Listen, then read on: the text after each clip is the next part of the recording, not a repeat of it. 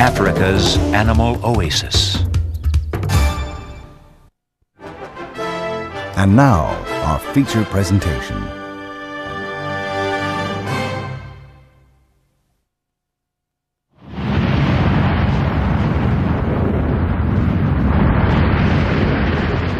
The heart of Africa surges with life.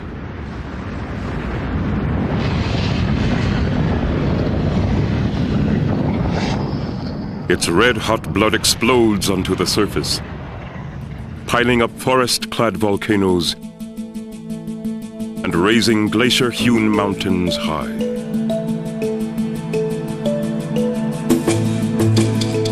Clouds gather about their shoulders, pulling rain from the skies and watering a vast floodplain covered by rainforest.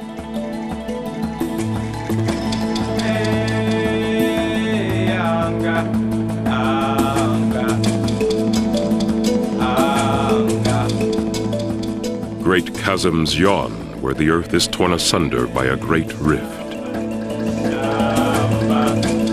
Rainwater spills off the highlands, descending by spectacular leaps to the deep places of Africa's heart.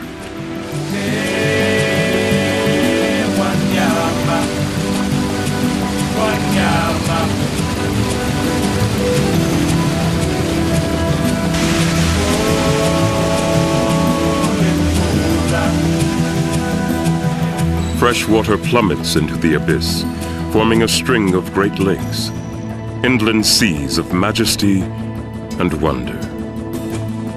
The greatest of them all is Tanganyika. For 10 million years, this cauldron of creation has been brewing new life. From small brown fish have come a treasure trove of living gems, each dancing to a different beat, living every lifestyle you can imagine, and many which you can't. As diverse as they are, they share a common concern for their young, which they've taken to extravagant extremes.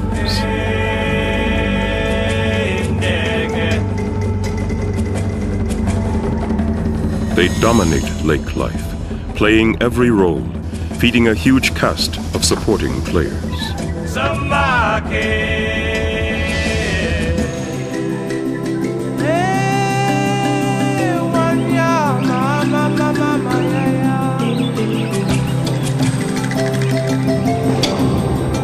Tanganyika is home to one of the evolutionary wonders of the world.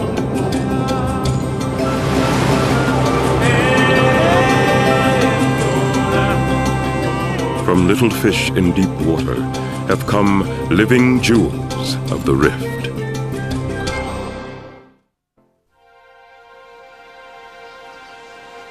Lake Tanganyika is a 400-mile-long tear in the fabric of Africa.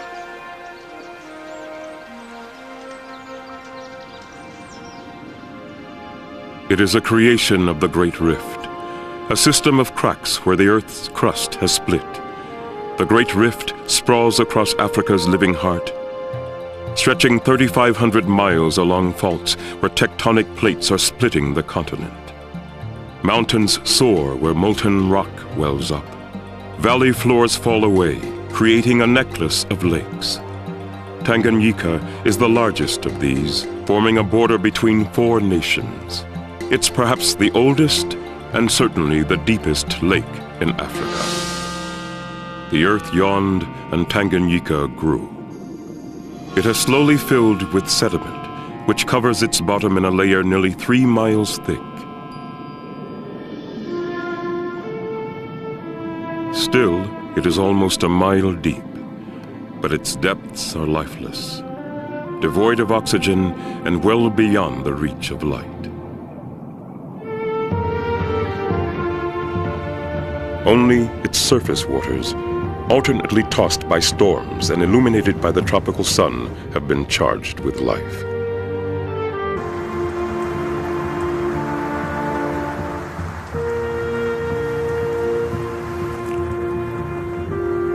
As soon as the lake was born, the forces of evolution began molding new creatures especially suited to life here. Early colonizers came from the rivers which filled the lake. Among them were ones that millions of years later would come to dominate it. Tanganyika's new masters were not as powerful as the crocodile, nor as adorable as the otter, but they were destined for success. They were unassuming little fish called cichlids, and they became everyone's favorites.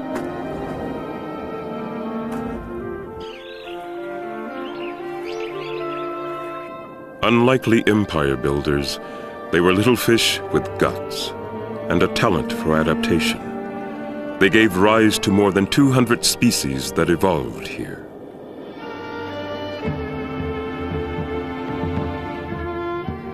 The cichlid empire is built on intelligence, adaptability, and a surprising degree of parental care for their young.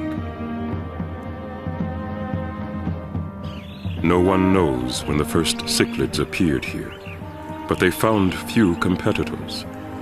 Tanganyika was the empty stage upon which they performed their evolutionary wonders.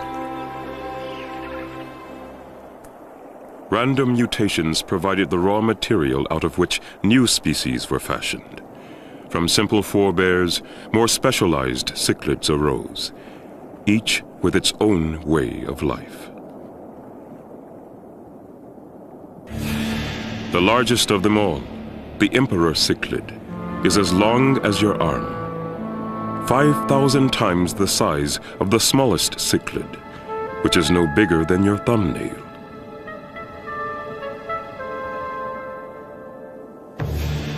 Differences in size, habit, and color allow species to coexist.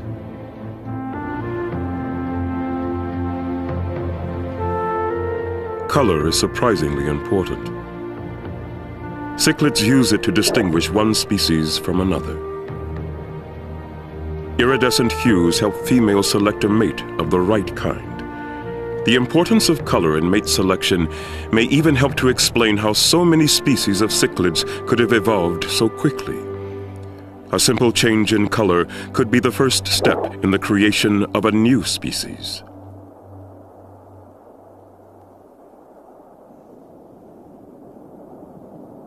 Different kinds of rock-grazer cichlids are distinguished by different colored bands. Here, they're red and white. Rock grazers don't like to leave the protective cover of their rocky lairs. The creation of a sandy beach, piled here by a storm, can split a single population in two and restrict movement between the groups for years. When a new color pattern appears in one group and is favored by the females there when selecting a mate, the difference in color alone could keep red and white and yellow-banded rock grazers from interbreeding when they meet again. Adaptable jaws have also helped the cichlids create new species. Cichlids actually have two sets of jaws. The inner one mashes food, leaving the outer one free to evolve specialized teeth, which help them gather every kind of food imaginable. Fine-toothed rasps are for grazing algae. Interlocking spiked teeth arm this barracuda cichlid. Miniature chisels provide precise picking for a goby cichlid. And no small fish could wriggle free from the spine-toothed trap of a mackerel cichlid.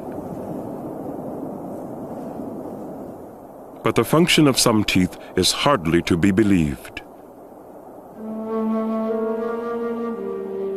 This fish is a predator.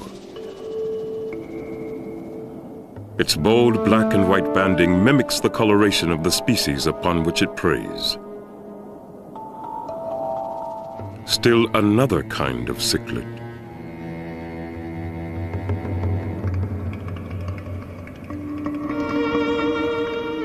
It is a classic con artist, dressing like its victims to get in close before ripping them off.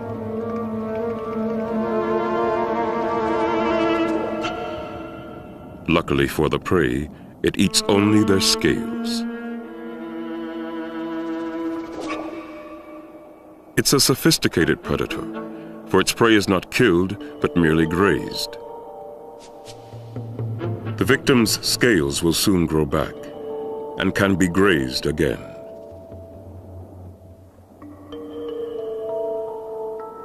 The cichlid's multi-purpose mouth is also a weapon.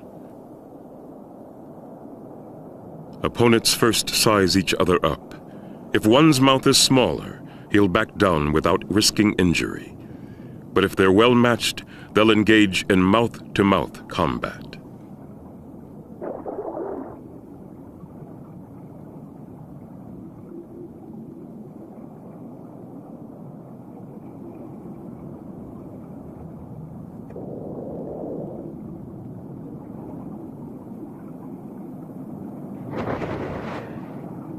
But the cichlid's versatile mouth is not only used to feed or fight. It can be a nursery as well. Mouth brooding is an amazing form of parental care. All cichlids share a deep concern for their young, another key to their success.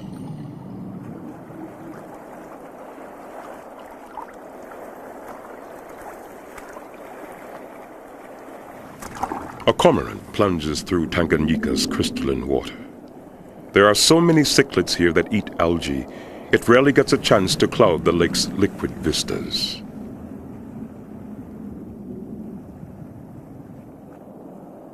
Predator and prey play out their chase in water as clear as mountain air.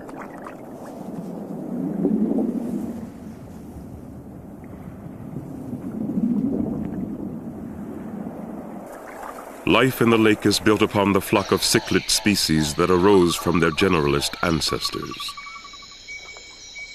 But while they diverged wildly, others have not.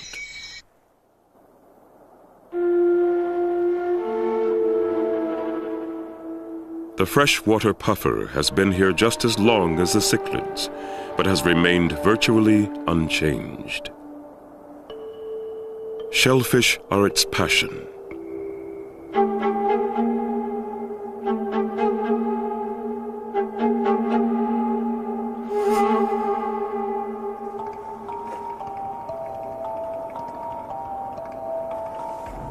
Its mouth has been transformed into a powerful beak, the better to crunch crabs with.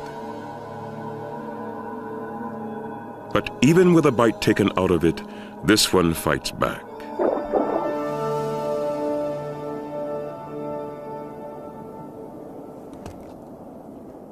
Puffers were highly specialized even before Lake Tanganyika was created.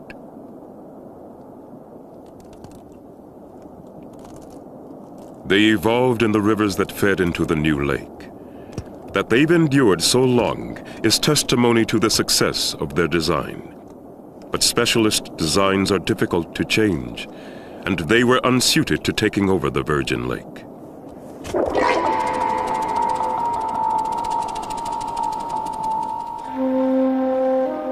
Unable to adapt to living in the lake itself, the puffer survives only as long as it stays in its river delta home.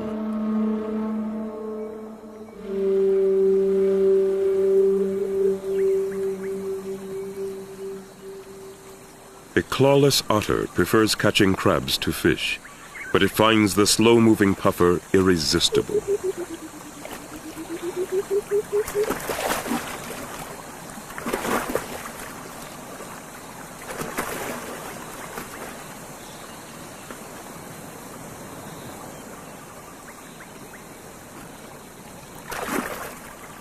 But the puffer's apparent vulnerability is misleading.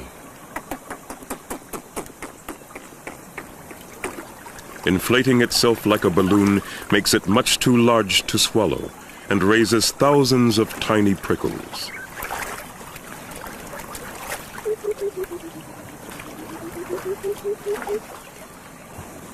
No manner of acrobatics can persuade it to deflate.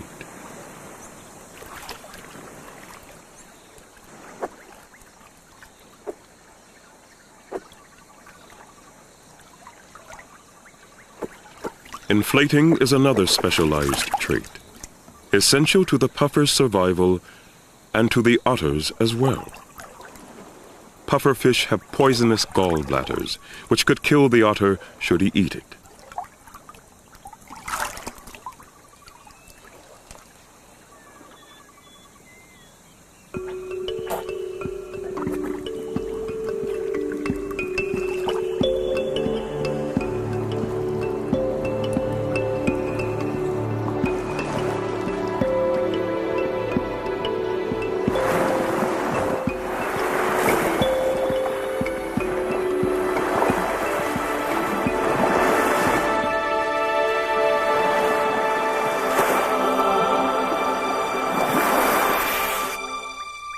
Africa's early European explorers thought of this great lake as an inland sea. With the opposite shore out of sight, and with waves pounding its coastline, only the water's taste testifies to its true origin.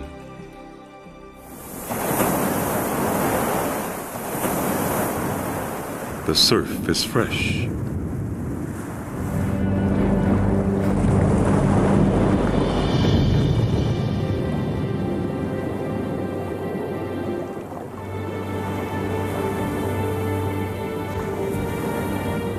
Tanganyika's resemblance to the sea extends well beneath the surface. The first naturalists found shells here they believed had originated in the ocean, and they proposed that the lake had once been connected to it.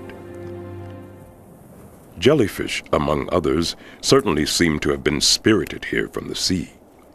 In fact, the lake has never been a part of the ocean, but over millions of years, animals have come to resemble marine creatures because they evolved under similar conditions. The lake even has its own sardines.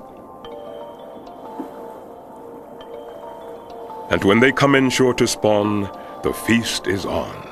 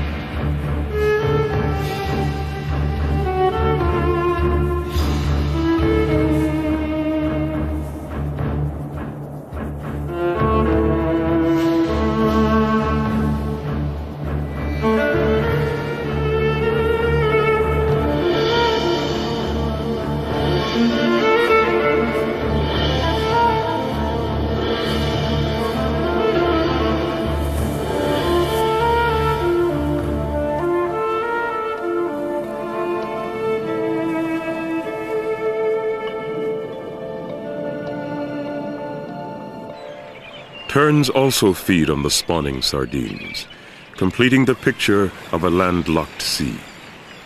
But their predators aren't creatures of the deep.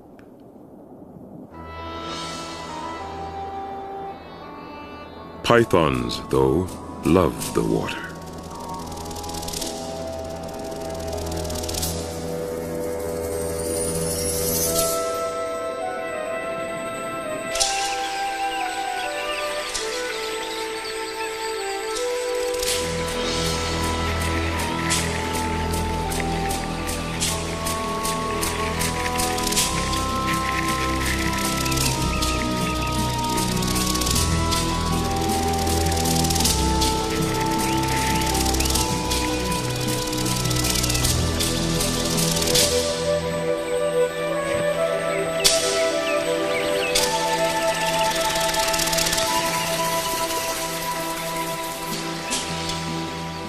Many a tern will succumb to this horrible embrace.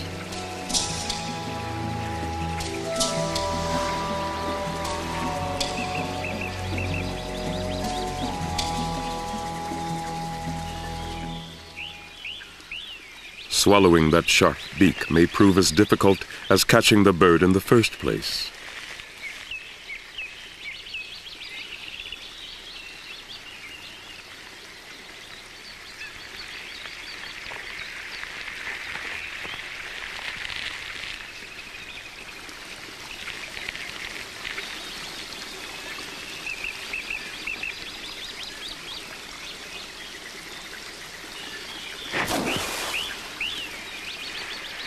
A belly bulge is all that remains of a spirited creature of the air.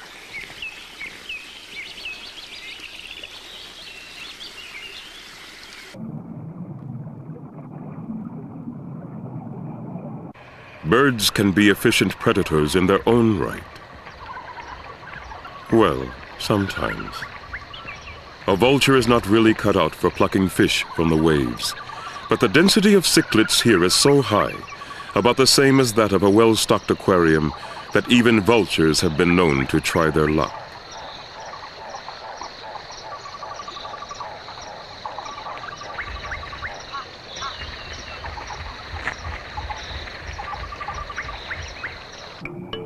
And there are birds here which are consummate fishermen.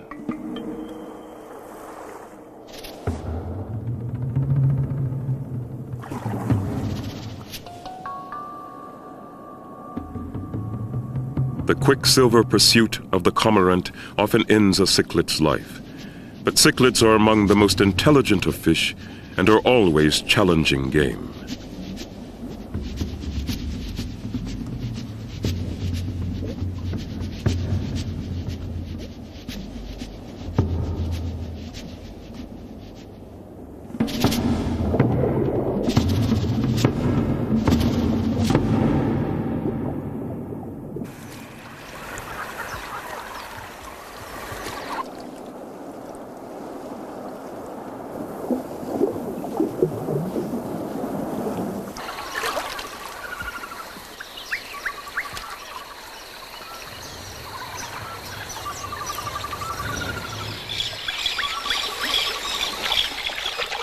Not all those who feast on cichlids have feathers or fins.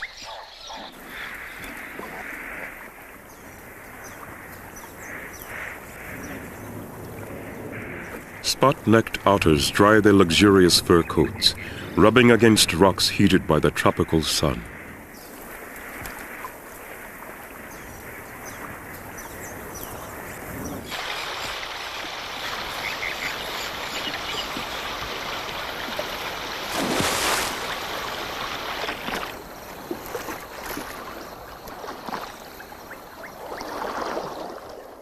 They are among the best swimmers of their kind, but it takes teamwork to catch the clever and speedy cichlids.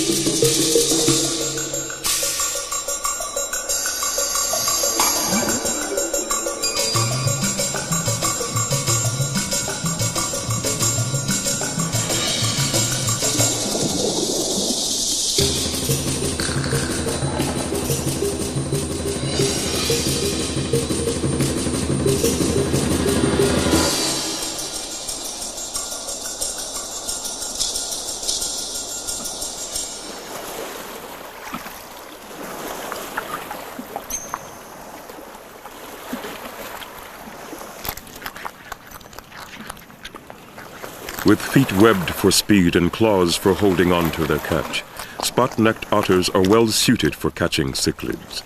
But there is one cichlid that has evolved a way to escape even this crack team.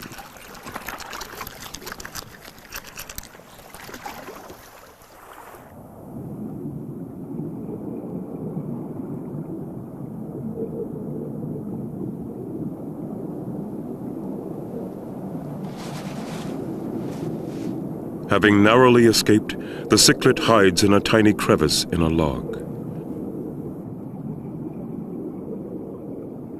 Perplexed by this disappearing act, the otters continue to search until they find the fish. But finding it is not the same as catching it. The fish flexes its body, wedging itself fast with its rough scales.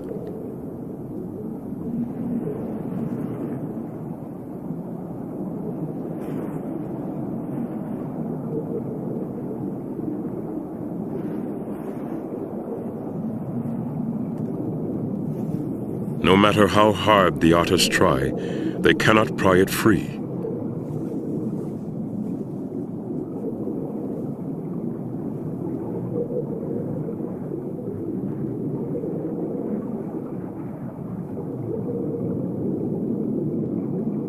When the otters go up for air, the fish simply relaxes, lets go its grip, and scoots away.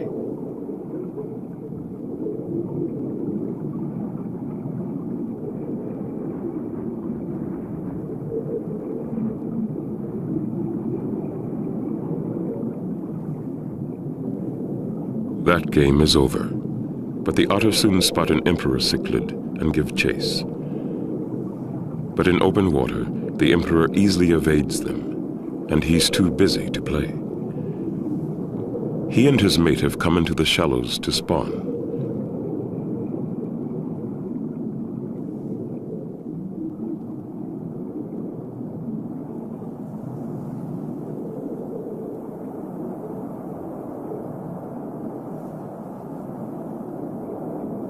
These tiny globes contain the future of their parents' evolutionary line, but they're also packets of high-energy nourishment, perfect food for other cichlids. For the next few weeks, the emperors cannot afford to drop their guard for a second, or even take time out to eat. The egg thieves are always waiting. Even while they keep the larger cichlids at bay, tiny sneak thieves get by. And one by one, the clutch is nibbled away.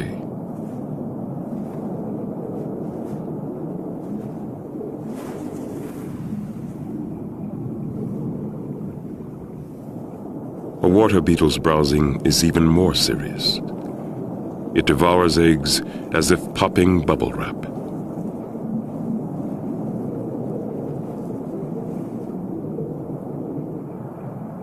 It may be its shape or its clumsy swimming, but whatever the reason, the emperor does not seem to recognize it as a threat.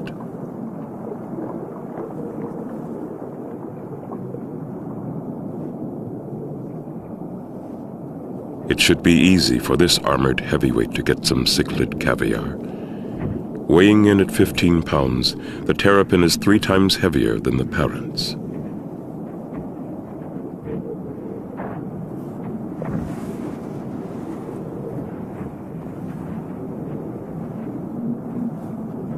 But a pair of cichlids defending their young is a force to be reckoned with.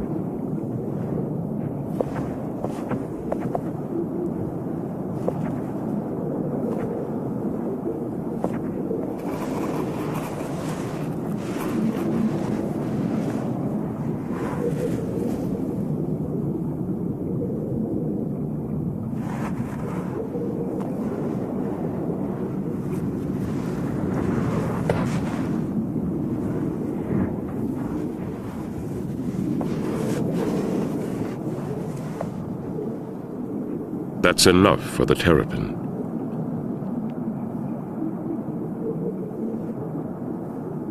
There must be an easier meal to be had somewhere in this great lake.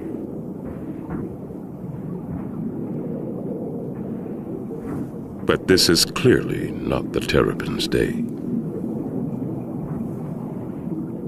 The otters are still about, and always on the lookout for some fun. But they soon tire of their reluctant playmate.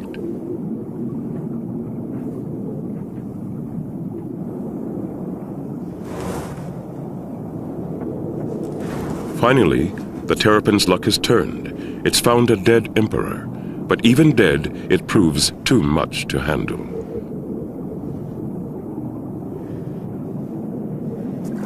And there will be no second chance at it.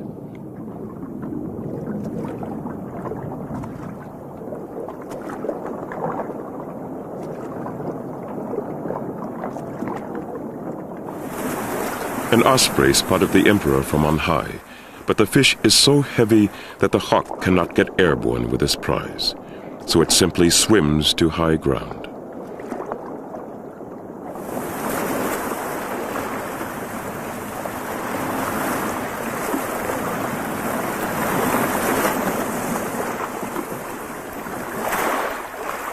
A lost opportunity and a found feast. The ability to take advantage of such chance opportunities is a key to evolutionary success.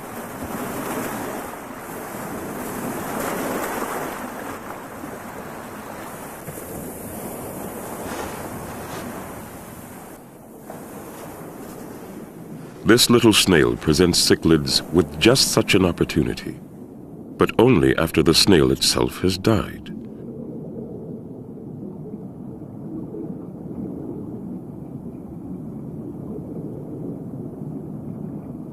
Their shells can occur in the millions, covering acres of lake bed. As many as 20 tiny cichlids have evolved to fit into the shells, using them as both a refuge from predators and a spawning site.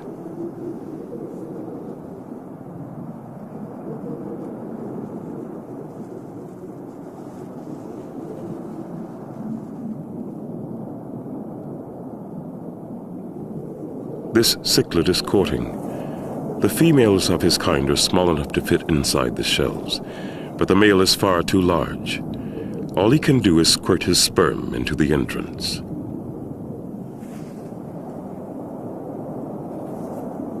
The female will raise her brood in the safety of her shell, while the male must cope with the dangerous world outside.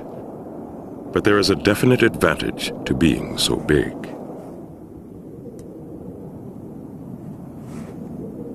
He picks up shells to pick up females. Passing females are escorted by the male to his collection of shells. He shows off the accommodations, inviting her to move in. The more shells he has, the more females he can house in his harem. But building a harem from scratch is tiring and time-consuming. It's easier to raid those nearby, plundering shells and kidnapping females.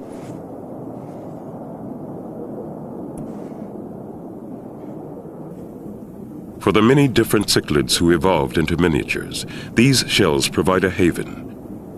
But just occasionally, they can become traps.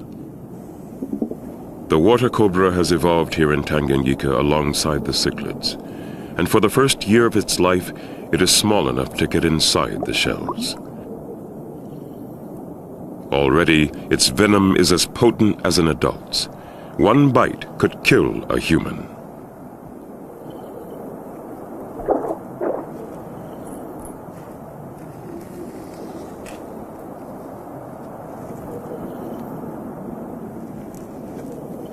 Millions of years ago, the cobra left the land to hunt in the lake, and now feeds almost entirely on fish.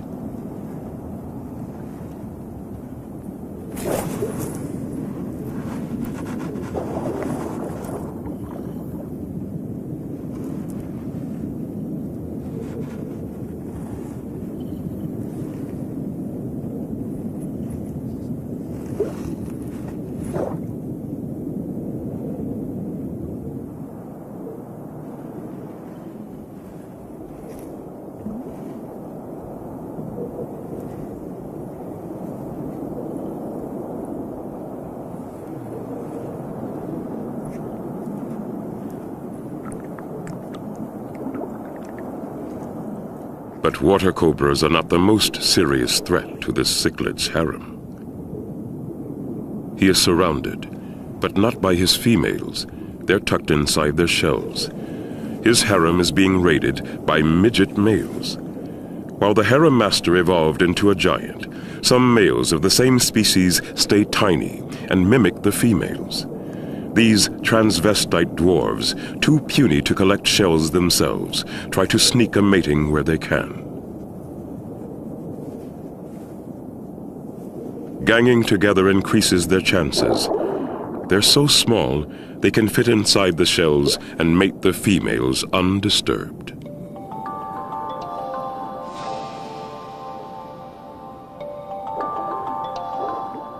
The success of their raids bonds the tiny males to each other, and the gang turns their mob tactics to another pressing concern: filling their bellies. The young of hole-nesting cichlids are ideal prey for the mob. Parents will fight to protect their young, but the sheer number of raiders can easily overwhelm them. As the mob approaches a colony of hole nesters, the vigilant parents flash their fins, signaling their brood to retreat to the deepest part of their nest.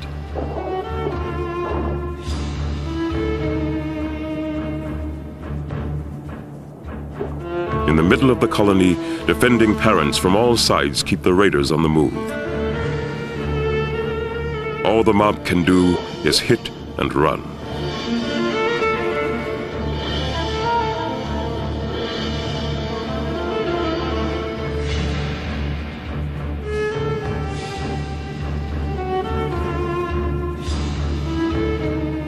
But nests at the edge of the colony are at serious risk.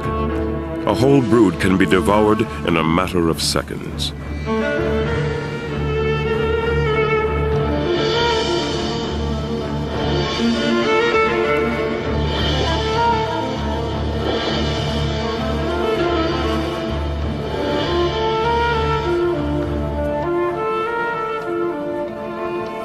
A parent's valiant defense of its young is not really what you expect from a fish. But cichlids feel the bonds of family strongly.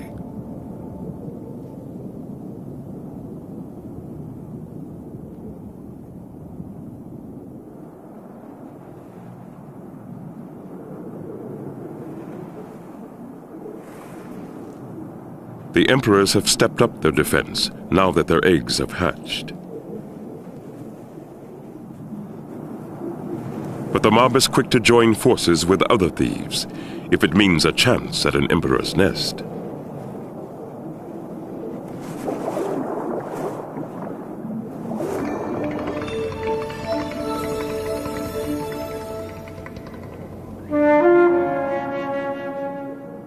The giant cichlid will dig out a hole, using that versatile mouth as both shovel and bucket.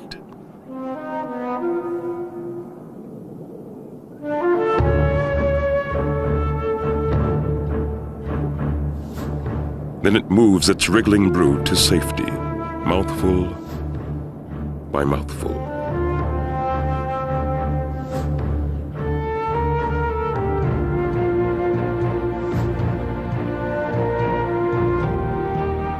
Taking their young into their mouths was a small evolutionary step. Keeping them there was a breakthrough. It combined the cichlid's best asset, that adaptable mouth, with their greatest talent, caring for their young. The results have been amazing. As both nest and nursery, Mom's mouth proved to be the safest place in the lake. For as long as a month, mothers will shelter their young this way, protecting them during the most vulnerable times of their lives. Mouth brooding has been so successful that over 1,000 species of cichlids everywhere now raise their young this way. A pair spawns, the colorful male and plain female stimulating each other towards this consummate act.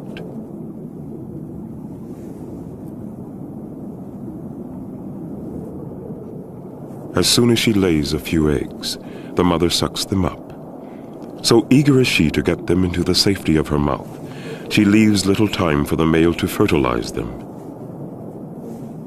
So the male flashes his egg dummies, bright patches of color on his fin that mimic the female's own eggs. She tries in vain to pick them up, and each time she does, she gets a mouthful of sperm instead. By the time she tires, all her eggs will have been fertilized, internally, but in her mouth. Mouth brooding is an elegant solution to the cichlid obsession for safeguarding their young.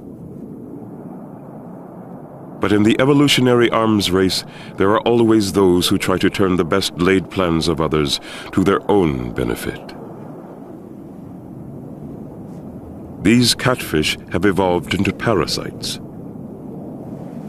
of mouth brooders.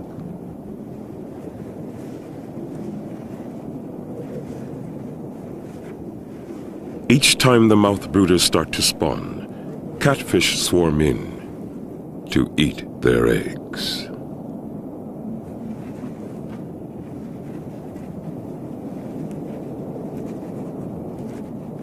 Mouth brooder eggs are the perfect food, extra large and yolky. But the catfish aren't just eating eggs. They're also dropping their own. They're exploiting the female cichlid's eagerness to pick up eggs, for she gathers up the catfish eggs along with her own. Unknowingly, she is committing herself to a horrible sort of surrogate motherhood. The catfish depart, never knowing what becomes of their own young.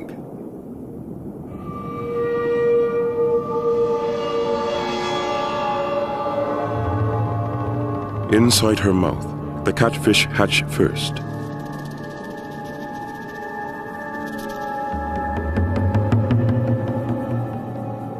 Armed with cavernous mouths and voracious appetites, the catfish turn on the cichlid fry, devouring them alive.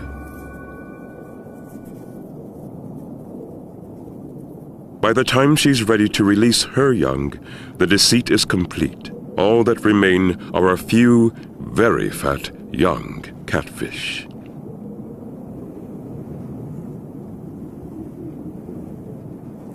For the catfish, the cichlid is the only mother they will ever know.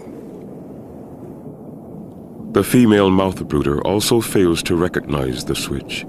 She treats the little catfish tenderly, as if they were her own, oblivious to the fact that they ate each and every one of her own offspring.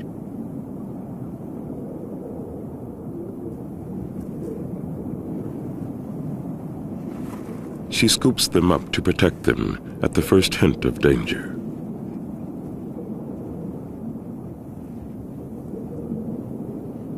As much as she might like to, she cannot mother them for long. While feasting in the dark, the young catfish not only grew plump, they grew spines. The spines lock fast, designed to jam in a predator's mouth and protect the slow-swimming catfish.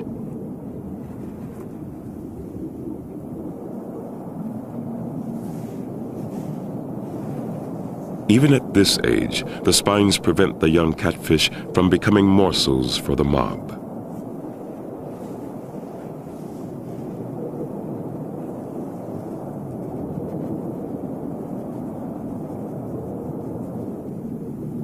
Evolution is like three-dimensional chess with all the pieces moving at once. Just as the catfish came up with an ideal fostering scheme, some cichlids developed ways to counter it. Here, a male builds a sandcastle on top of a rock. Within its walls, he is out of sight of any catfish below. Once he finishes the final touches to his mating arena, he dances to entice a female into it.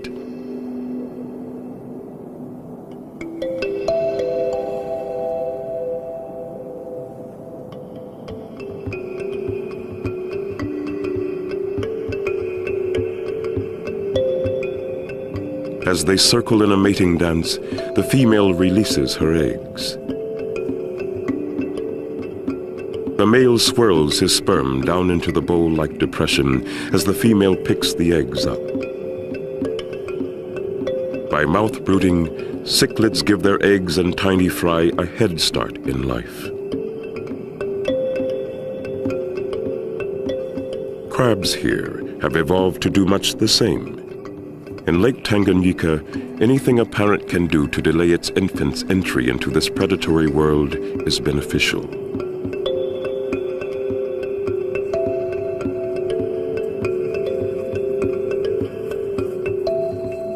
When their eggs hatch, female crabs normally set their larvae adrift to take their chances. But here, there are so many hungry mouths ready to devour them that this crab holds on to her larvae instead. They bypass the free swimming stage altogether, turning straight into tiny crabs, tucked snugly within the safety of her shell. Though she is willing to protect her young with her life, she cannot guarantee their safety when her own is at risk. A clawless otter is on the prowl. The otter cannot see very well, especially amid clouds of sediment. It hunts mainly by feel anyway, exploring with dexterous hands.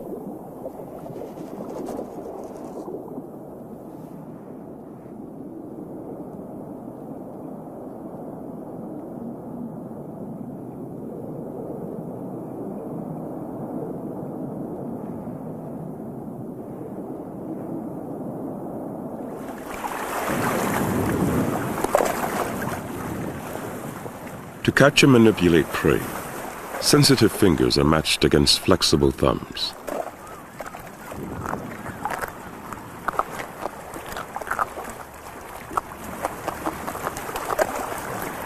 Compared to spot-necked otters, a clawless otter is less at home in the lake. It prefers rivers and swamps. But it does hunt here occasionally, for the crabs are bigger. So much bigger that every time the otter finds one, it must weigh the prospect of a meal against the risk of damage to itself.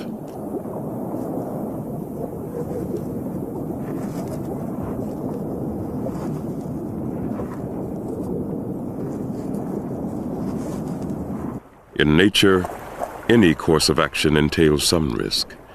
Even sex is not without its hazards. This is a lek, a cluster of tiny courtship territories which females visit to select a mate. In the spawning season, male flashers come up from deep water to display in these arenas.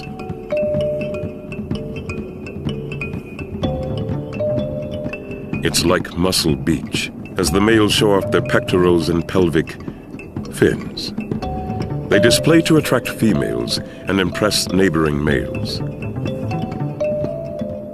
To have any chance of breeding, they must shine out in the crowd. Females choose the most brilliant flashers, so there is pressure to display in the shallows where there is more light.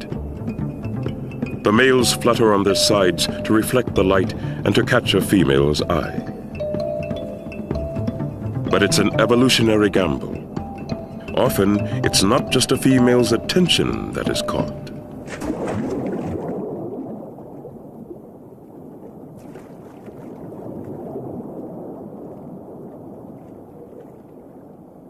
A giant kingfisher takes advantage of the flasher's catch-22.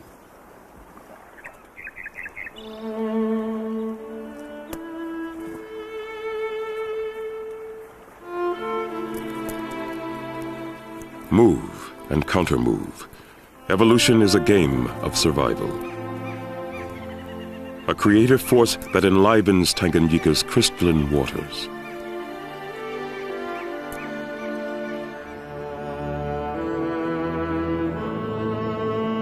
But there is one predator in the lake against which cichlids have evolved no defense.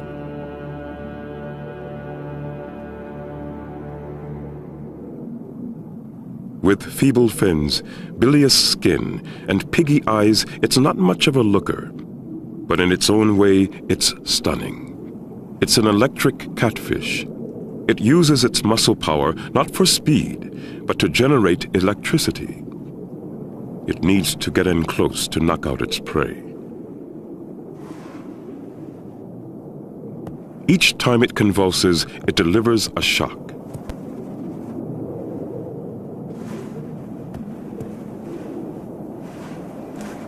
The victim has no defense against a 300-volt jolt, although some cichlid is probably working on it.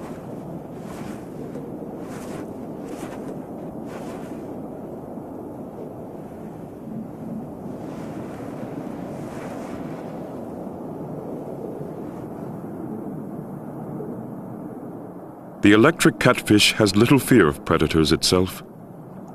But an otter has yet to be born that can knowingly swim past a fish.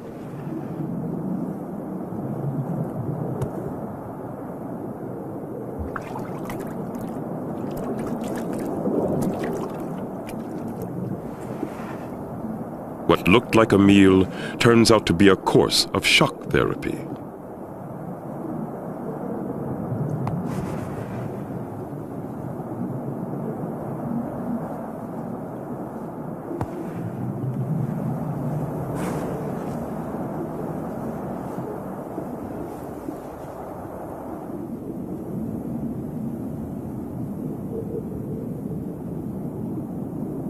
It is 8 days since the emperor spawned, and their tiny fry are now free-swimming and hungry. It's time to go. It is the moment the mob has waited for. The next few minutes will be the most dangerous in the tiny fry's lives. Despite the marauders, the fry must stay close to their protective parents. Perhaps 1 in 10,000 will survive to return and breed as an adult. Then, suddenly, the attackers disappear. Something has enticed them away, something which unites the cichlid empire.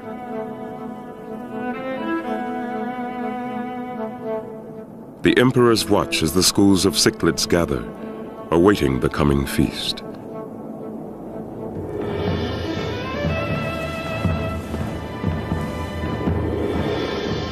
This night, millions of sardine fry will leave the safety of the rocks and make a mad dash for deep water. They have been hiding since they hatched, but tonight they come together in a huge school, smothering the reef. Only luck and the weight of their overwhelming numbers will see them through this gauntlet.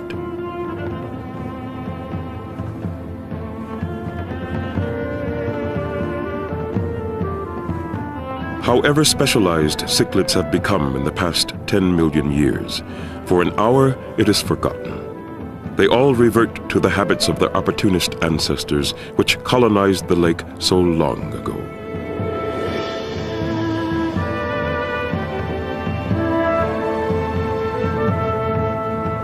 The readiness to take advantage of opportunities is a defining feature of cichlids. The ability to create their own is even more so. The emperor's fry need not run for the relative safety of the deep. They are escorted by devoted parents who will protect them. The bonds between parent and tiny offspring and between male and female are part of the genius of the cichlid line.